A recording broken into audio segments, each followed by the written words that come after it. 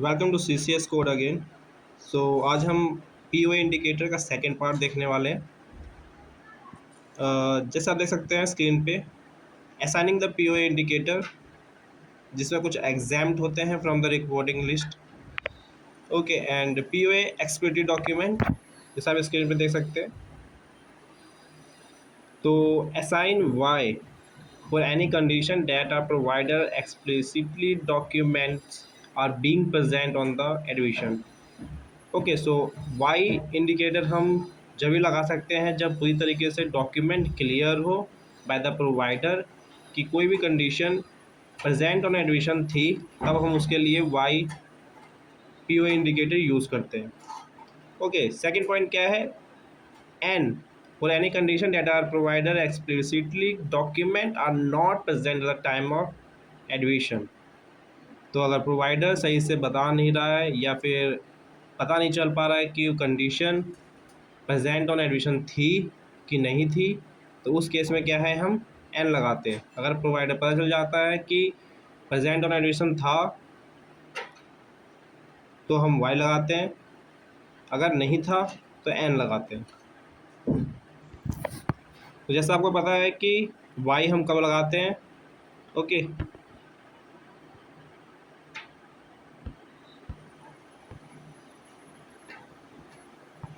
Condition diagnose prior to the inpatient admission, उस case में हम वाई इंडिकेटर यूज़ करते हैं। For example hypertension, diabetes mellitus और अस्थमा। अगर इस कंडीशन के साथ अगर पेशेंट आता है एंड आफ्टर दैट वो एडमिट हो जाता है, तो हाइपरटेंशन, डायबिटीज मेलाइटस और अस्थमा के कोड के साथ वाई इंडिकेटर जाता है। नेक्स्ट अगर हम पॉइंट की बात करें, condition diagnose during the admission but clearly present before admission. इस वाले पॉइंट में अगर आप इसको रीड करिए तो इसमें आपको पता चल रहा है, जैसे मान लीजिए कोई भी एक पेशेंट अस्थमा, डायबिटीज मेलाइटस के साथ आया एंड वो आफ्टर दैट एडमिशन हो जाता है उसका हॉस्पिटल के अंदर, एंड उसके बाद भी डायबिटीज मेलाइटस और अस्थमा उसको डायग्नोस नहीं होता या अनक्लियर रह जाता है, तो उस केस में भी हम डायबिटीज मेलाइटस और अस्थमा के साथ वाई इंडिकेटर भेजेंगे, जो भी आपका प्राइमरी या फिर सेकेंडरी डायग्नोसिस होता है उसके साथ। सेकंड पॉइंट में अगर हम देखें तो diagnosis subsequently confirm after admission are consider present on admission if at the time of admission they are documented as suspected, possible, rule out, differential diagnosis or underlying causes of symptoms that are present at the time of admission। तो इस point का मतलब है कि अगर कोई भी patient suspected, possible या डिफरेंशियल डायग्नोसिस के साथ या इवन उसको सिम्टम्स के साथ भी अगर वो आता है, अगर उसको प्रेजेंट था at the time of admission and after admission उसको ये डायग्नोस होता है कि पेशेंट को ये कंडीशन है, तो उस केसेस में भी हम POA इंडिकेटर जो लेंगे दैट इज़ वाई। ओके, क्योंकि उसको साइन एंड सिम्टम्स प्रेजेंट है या फिर सस्पेक्टेड या पॉसिबल, रूल आउट या डिफरेंशियल डायग्नोसिस भी प्रेजेंट था at the time of admission, तो इस केस में भी हम वाई लेते हैं indicator. Next, condition develop during out patient encounter prior to the inpatient. Inpatient होने से पहले जो आउट पेशेंट है उसमें अगर कोई कंडीशन उसको डेवलप होती है तो उस केस में भी हम वाई इंडिकेटर यूज़ करते हैं। ओके, नेक्स्ट पॉइंट की अगर हम बात करें, documentation does not indicate whether the condition was present on admission और नॉट। इस केस में मैंने आपको बताया था U और W जो कि डिफरेंट है, तो डॉक्यूमेंटेशन के अकॉर्डिंग हम U और W लेते हैं। तो चलिए इसको समझते हैं, इसमें थोड़ा सा कन्फ्यूज़न हो सकती है, तो इस चीज़ को आप क्लियर करके चलिएगा। तो जैसा आप जानते हैं U और W इंडिकेटर जो है बहुत रेयर ही यूज़ होते हैं। ओके, तो U में हम U और W में डिफरेंस समझते हैं पहले। तो U आप याद रखिएगा, जब भी आप POA इंडिकेटर यू यूज़ करेंगे जब आपके पास मेडिकल रिकॉर्ड डॉक्यूमेंटेशन अनक्लियर होगा। चलिए इसका मतलब समझते हैं। जैसे मान लीजिए आपके पास पूरा प्रॉपर डॉक्यूमेंटेशन नहीं है जो ये आइडेंटिफाई करने में हेल्प कर रहा है कि आपको कोई कंडीशन प्रेजेंट ऑन एडमिशन थी कि नहीं थी। इस केस में हम यू इंडिकेटर यूज़ करेंगे। ओके, डब्लू आपका उस केस में यूज़ होगा जब आपके पास प्रॉपर मेडिकल डॉक्यूमेंटेशन है बट वो डॉक्यूमेंटेशन ये आइडेंटिफाई नहीं कर पा रहा कि आपको वो कंडीशन प्रेजेंट ऑन एडमिशन है या नहीं है। ओके, सो ये एक छोटा सा बिल्कुल माइनर सा डिफरेंस है दोनों के बीच में। आप सिंपल सिंपल याद रखिए, यू जब आपके पास डॉक्यूमेंटेशन प्रॉपर नहीं है जो आइडेंटिफाई करने में हेल्प कर रहे हैं। डब्लू जब आपके पास प्रॉपर डॉक्यूमेंटेशन है बट वो आइडेंटिफाई नहीं कर पा रहे कि आपको कंडीशन प्रेजेंट थी कि नहीं थी। ओके, नेक्स्ट पॉइंट की बात करें, कुछ क्रोनिक कंडीशन होती है, कुछ एक्यूट कंडीशन होती है, तो उस केस में डिफरेंट गाइडलाइंस है पीओए इंडिकेटर के, तो उसको समझते हैं। तो chronic condition and acute exacerbation during the admission, इस केस में हम क्या करेंगे,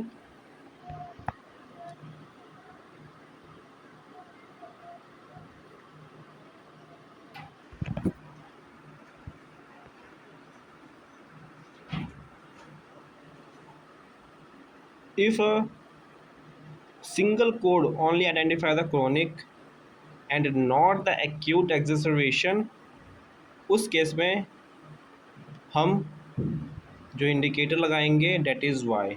ओके, एक सिंपल सिनेरियो से समझते हैं। एक पेशेंट है जिसको COPD है, वो आया एंड एडमिट हो गया हॉस्पिटल में। ओके, अब इस केस में क्या है कि हम जो कोड असाइन करेंगे उस पेशेंट के लिए डेट इज़ J44.9। ओके, तो इसके साथ, इस कोड के साथ जो हमारा इंडिकेटर जाएगा date is Y. Okay, next scenario समझते हैं। COPD इस केस में क्या है, हमारा क्रोनिक कंडीशन है, तो एक क्रोनिक कंडीशन और J44.9 जिसका डिस्क्रिप्शन हमारा COPD अनस्पेसिफाइड आता है। ओके, अगर हम ये कोड असाइन करते हैं तो उसके साथ वो हमारा वाई जाएगा क्योंकि वो आया था क्रोनिक कंडीशन के साथ और एडमिट हुआ है क्रोनिक कंडीशन के साथ। ओके, दूसरा सिनेरियो लेते हैं हम।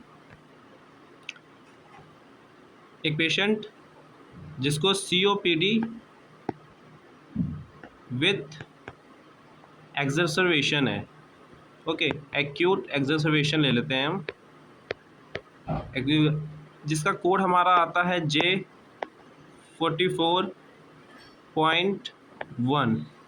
ओके, जिसका कोड का डिस्क्रिप्शन है COPD with acute एक्सर्बेशन।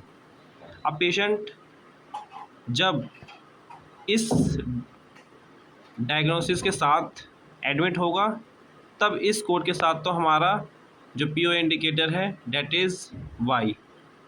Okay, Y जाएगा। बट अगर पेशेंट सिर्फ और सिर्फ COPD के साथ आया, okay, that is chronic condition जैसा आप जानते हैं। ओके, जिसका कोड आपका J44.9 आता है। बट आफ्टर एडमिशन इसका COPD जो है मोर सीवियर हो जाता है। Okay, and it convert into acute exacerbation. ठीक है, जिसका कोड हमारा आता है J44.1। अब इस केस में आप J44.1 कोड असाइन करेंगे या फिर J44.9 असाइन करेंगे। तो इस केस में हमें क्या करना पड़ेगा, क्योंकि पेशेंट सीवियर हो चुका था तो J44.1 लगाएंगे। बट जब J44.1 लगाइएगा तो इसके साथ हमारा इंडिकेटर जो जाएगा that is N। Okay, so ये थोड़ा सा घुमाने वाला क्वेश्चन है, ट्रिकी क्वेश्चन है, तो आप थोड़ा सा ध्यान समझिए इसको। J44.1 के साथ N क्यों गया? क्योंकि पेशेंट जो है वो आया था COPD के साथ। ओके, जो प्रायर एडमिशन था इसका diagnosis that is J44.9, but after admission ये कन्वर्ट हो गया एक्यूट एक्जर्वेशन में। ओके, सो एक्जर्वेशन हो गया इसका मतलब मोर सीवियर हो गया, तो इस केस में हमें J44.1 असाइन करना पड़ेगा। बट ये कंडीशन जो हमारी J44.1 है वो एडमिशन से पहले प्रेजेंट नहीं थी, प्रेजेंट ऑन एडमिशन नहीं थी। इस वजह से क्या है, हमारा प्रेजेंट ऑन एडमिशन जो POA है वो N जाएगा। ओके, नेक्स्ट हम टॉपिक समझते हैं।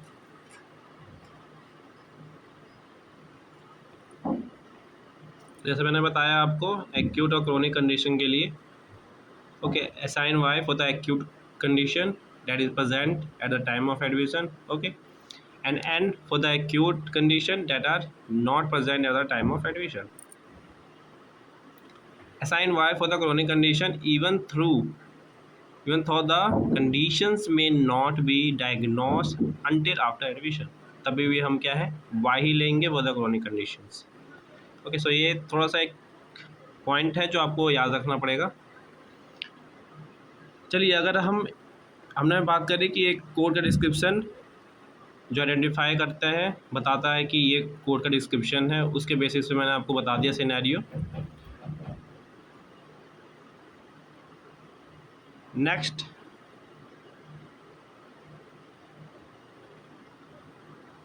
Condition documented as possible, probable, suspected और rule out at the time of discharge. अब हम डिस्चार्ज की बात कर रहे हैं, at the time of discharge हम क्या इंडिकेटर यूज़ करते हैं, ठीक है।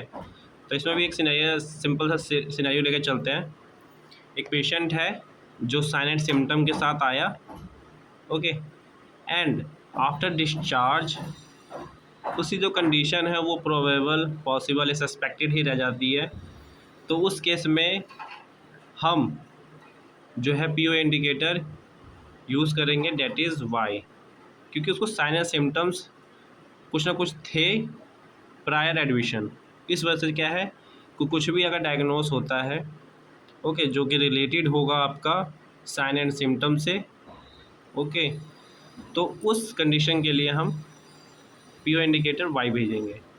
अगर वो साइन एंड सिम्टम के साथ अगर नहीं आता या फिर साइन एंड सिम्टम्स आपका जो है क्लिनिकली फाइंडिंग नहीं होता उस डायग्नोस के साथ, तो उस केस में हम N यूज़ करेंगे POA इंडिकेटर। ओके, सो ये पॉइंट बता रखा है, आप रीड आउट कर सकते हैं। Next, the condition documented as impact, pending and threatened conditions at the time of discharge. Okay, so पहले हमारे पास इम्पेंडिंग एंड थ्रेटनिंग कंडीशंस के लिए कोड नहीं थे, बट अभी न्यू जो कोड्स आए हैं उसमें ये ऐड कर दिए गए हैं। तो उस केस में भी हम क्या करेंगे समझते हैं। ओके, सो सेम कॉन्सेप्ट है, पॉसिबल रूल आउट कंडीशन की तरह ही। If the diagnosis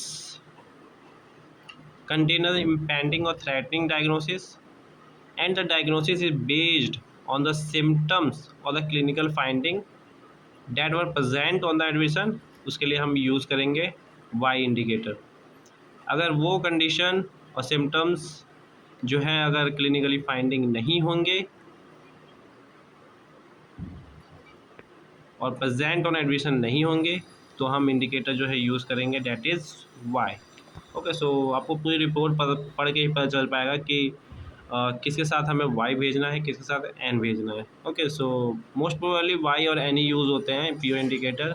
W and U जो है बहुत ही रेयर यूज़ होते हैं, कुछ सिनेरियोज़ हैं उसमें यूज़ होते हैं, but exam point of view से आप चारों समझिएगा। नेक्स्ट, अगर हम पॉइंट की बात करें, नेक्स्ट पॉइंट की अगर हम बात करें, codes that contain the multiple clinical concept. Okay, जो मैंने COPD आपको विथ एक्यूट एक्जर्वेशन का बताया था वही कंसेप्ट है। अगर कोड का डिस्क्रिप्शन पूरा ये बताता है, ओके, अगर वो प्रेजेंट ऑन एडमिशन था तो उसके लिए Y जाएगा, अगर प्रेजेंट ऑन एडमिशन नहीं था तो N जाएगा। ओके, सेकंड अगर आप देखोगे तो gastric ulcer that does not start bleeding until after admission. Okay, अगर गैस्ट्रिक अल्सर के लिए पेशेंट आया था एंड आफ्टर एडमिशन उसको वहाँ पे ब्लीडिंग भी स्टार्ट हो जाती है, ओके, नियर बाय गैस्ट्रिक, तो उस केस में भी क्या होगा, आपका जो कोड असाइन होगा वो आपका गैस्ट्रिक अल्सर विथ ब्लीडिंग होगा। ओके, तो उस कोड के डिस्क्रिप्शन के साथ जो आपका पीओ इंडिकेटर होगा that is N. Okay, third example समझते हैं। अस्थमा के साथ पेशेंट आया एंड उसको आफ्टर एडमिशन डेवलप हो जाता है स्टेटस अस्थमेटिकस में। ओके, जो बहुत सीवियर केस हो सकता है, that is acute. Okay, so ये कन्वर्ट हो जाता है क्रोनिक कंडीशन। जब कन्वर्ट हो गया आपका एक्यूट कंडीशन में, तो उस कोड का डिस्क्रिप्शन जो है आपका जो भी जाएगा उस कोड के साथ आप असाइन करिएगा, that is an indicator. Okay, जो वाई इंडिकेटर है, जब हम असाइन करेंगे, मान लीजिए पेशेंट ड्यूडेनल अल्सर जो पहले से ही परफोरेटेड था, अगर उसके साथ ही आया है और आफ्टर एडमिशन भी आपका ड्यूडेनल अल्सर ही है डेट इज़ परफोरेटेड, तो उस कोड के साथ आपका क्या है, जो पीओ इंडिकेटर जाएगा डेट इज़ वाई, क्योंकि जो ड्यूडेनल अल्सर है परफोरेटेड वाला वो उसको एडमिशन से पहले भी प्रेजेंट थी, या बोल सकते हो आप प्रेजेंट ऑन एडमिशन था।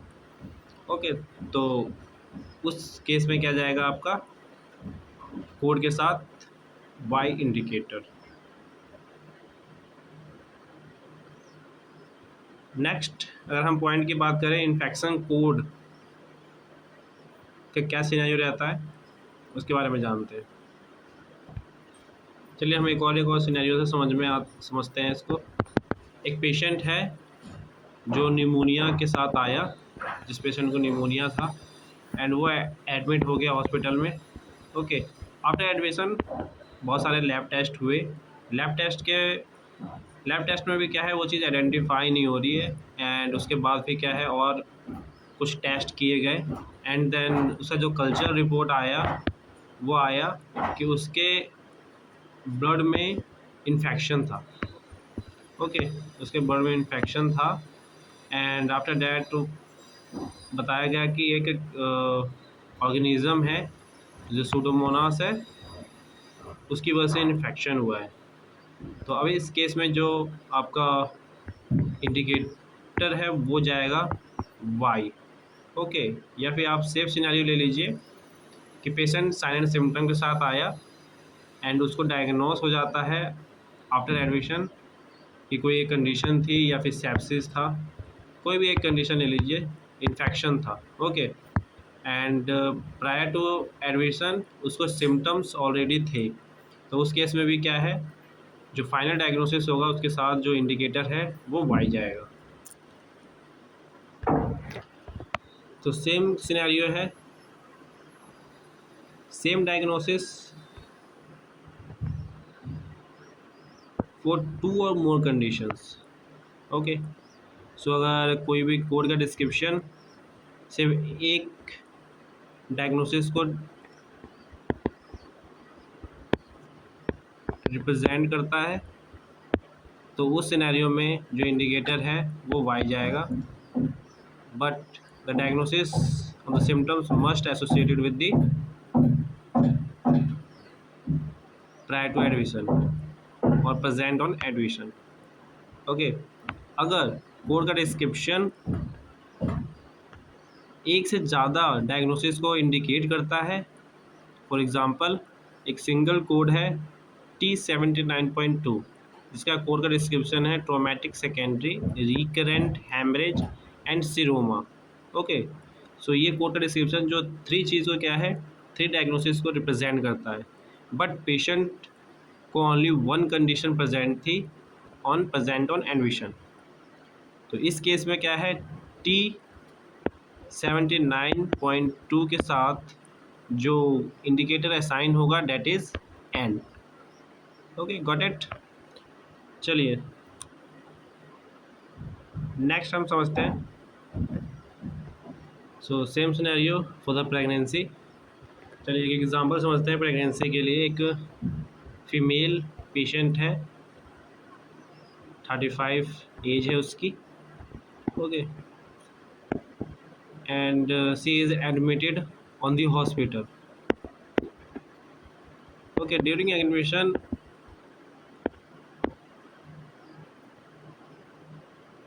वो एक बेबी को जन्म देती है। ओके, अब उस बेबी को क्या है, ड्यूरिंग डिलीवरी उसको इंजरी हो जाती है। तो इस सिनेरियो में जो बेबी को इंजरी हुई है उसके लिए पीओए इंडिकेटर क्या होगा। ओके, सो थोड़ा सा ट्रिकी क्वेश्चन है और समझिए। तो इसके लिए जो बेबी को जो इंजरी हुई है उसके लिए जो इंडिकेटर जाएगा that is N. Okay, N जाएगा।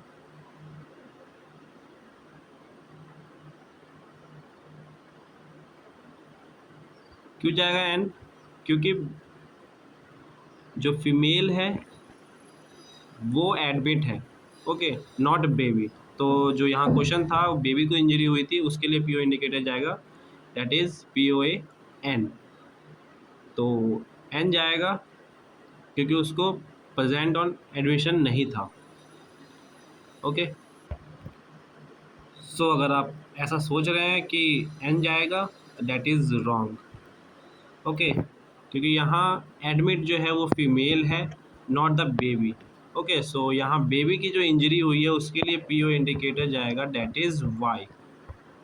ओके, क्योंकि पेशेंट जो बेबी है वो अभी एडमिट नहीं हुई है। ओके, सो एडमिट से पहले की कंडीशन है प्रेजेंट ऑन एडमिशन, इसकी इंजरी जो है वो वाई जाएगी। Got it? ये थोड़ा सा ट्रिकी क्वेश्चन था इसलिए मैंने आपको ऐसे समझाया, क्योंकि मोस्ट ऑफ द स्टूडेंट जो है यही सोचते हैं कि वो एन जाएगा, बट इस सिनेरियो में क्या है, वाई जाएगा। चलिए एक और क्वेश्चन समझते हैं हम। सो सिनेरियो यही है, 35 ईयर फीमेल थी। ओके, जो एक बेबी को जन्म देती है एंड उसको इंजरी हो जाती है। ओके, सो इंजरी के लिए तो आपने बता दिया वाई जाएगा, जो बेबी को इंजरी हुई थी। दूसरा सिनेरियो इसी में है कि फीमेल को क्या है, अल्सर हो जाता है। ओके, सो अब अल्सर का क्या जाएगा, जो फीमेल को अल्सर है उसके लिए जाएगा डेट इज एन। ओके, क्योंकि पीओए उसको अल्सर था नहीं, वो सिर्फ और सिर्फ डिलीवरी के लिए आई थी, हॉस्पिटल के अंदर एडमिट हुई थी। ओके, एंड ड्यूरिंग एडमिशन या आप बोल सकते हो उस दौरान उसको अल्सर हुआ, तो अल्सर के लिए क्या जाएगा आपका PO indicator that is N. चलिए नेक्स्ट समझते हैं पेरीनेटल कंडीशन के बारे में। जो मैंने आपको बेबी वाला एक कंडीशन बताया था वो हमेशा आप याद रखिएगा, that is the perinatal condition. कोई भी अगर बेबी बॉर्न होता है और उसको उस टाइम कोई भी डायग्नोसिस हो जाती है या फिर कोई भी कंडीशन हो जाती है तो उसके लिए हमेशा वाई ही जाता है। ओके, सो हमेशा याद रखिए वाई ही जाएगा बेबी के लिए। अगर कोई न्यू बॉर्न बेबी है, डिलीवरी हुई है किसी हॉस्पिटल में, तो एन नहीं जा सकता।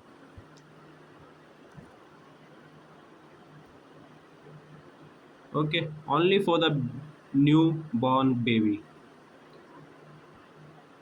एंड सेकेंड, एक और एक्सेप्शन है कंजेनाइटल कंडीशन जो होती है, या एबनॉर्मलीज बोल सकते हो या फिर एनॉमलीज बोल सकते हो आप। तो इन सब हर एक कंडीशंस के लिए हमेशा जो पी ओ ए इंडिकेटर है वो वाई जाता है, क्योंकि कंजेनाइटल आप समझते हैं कि वो बचपन से ही होता है।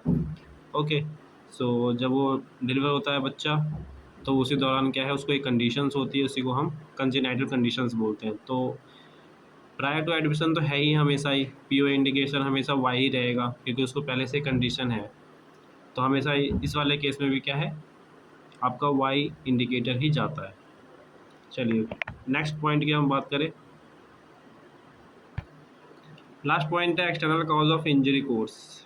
Assign Y for the external cause represent an external cause of morbidity that occur prior to the inpatient admission। जैसा आपको पता ही है, फॉर एग्जांपल कि पेशेंट फेल आउट हो गया बेड से घर पे, एंड उसके बाद वो हॉस्पिटल में एडमिट होता है। ओके। दूसरी कंडीशन है कि पेशेंट फील हो जाता है out of the bed in emergency room prior to the admission, तो भी आपका इस केस में भी क्या है, पीओ इंडिकेटर वाई जाएगा। जो मैंने बताया आपको, कुछ इमरजेंसी डिपार्टमेंट्स हैं और भी एक दो हैं जिसमें मतलब अगर पेशेंट आता है, आउट पेशेंट सर्विस लेता है एंड उसके बाद एडमिट होता है, तो उस कंडीशन में आपका इंडिकेटर जो है वो वाई जाता है। Assign N for the external causes code representing an external cause of morbidity that occur during inpatient hospitalization। Okay, अगर इनपेशेंट में हुआ है, जैसे पेशेंट जो है वो हॉस्पिटल के बेड से गिर गया, या फिर बोल सकते हो कि कोई भी एडवर्स रिएक्शन जो है किसी मेडिकेशन की वजह से हो गई, ओके, ड्यूरिंग एडमिशन ही, तो उस केस में क्या है, आपका जो भी डायग्नोसिस होगा, जो भी कंडीशन होगी, उसके लिए जो कोड के साथ जो इंडिकेटर जाएगा that is an. Okay. At the end जो लास्ट पॉइंट है जो मैं आपको बताना चाहता हूँ कि वाई एन यू और डब्लू, जो भी इंडिकेटर्स, चार इंडिकेटर्स हैं, वो हमेशा प्राइमरी, सेकेंडरी और एक्सटर्नल कॉजेस ऑफ इंजरी के साथ ही जाता है। जैसे मैंने आपको फर्स्ट वीडियो में भी बताया, वो आप एक ध्यान से रखिएगा वो चीज़। सो आज के लिए इतना ही। मैंने कुछ जो है क्वेश्चंस के लिस्ट लिंक भी है जो प्रोवाइड कर रखा है मैंने यूट्यूब चैनल पे, आप जाके उसको अटैम्प्ट कर सकते हैं, फ्री ऑफ कॉस्ट है, आपको कुछ नहीं करना, बस जाके आप एक अपना ईमेल डालिए एंड क्वेश्चंस को अटैम्प्ट करिए and you will get the answer after submission. Okay, thank you.